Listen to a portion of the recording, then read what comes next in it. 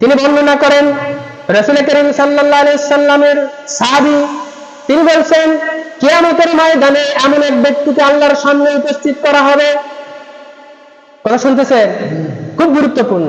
ওই যে বলছি 1 টাকা 2 টাকা 5 টাকা রমজানের রোজা রাখছেন, সবার আগে সামনে কাতারে নামাজ পড়েছেন, কিন্তু কিয়ামতের দিন এগুলো টিকায় রাখতেন কিভাবে আর এগুলো দূরে চলে যাবে কিভাবে, এখান থেকে বোঝা যাবে। কিয়ামতের দিন এক ব্যক্তিকে আল্লাহর সামনে উপস্থিত করা হবে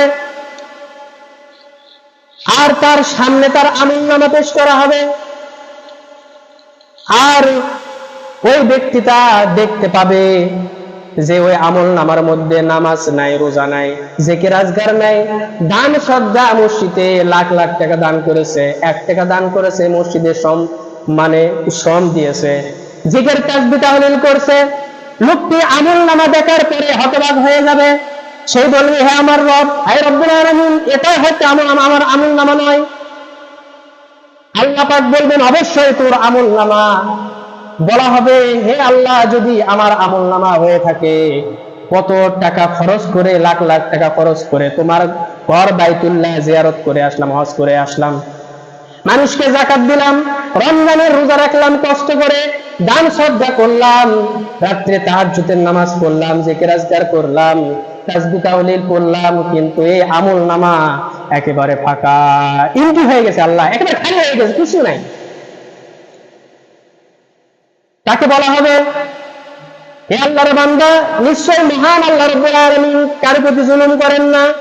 ওই আল্লাহ রাব্বুল আলামিন আজকে হাসরের ময়দানে কারো প্রতি কোনো জুলুম করবেন না।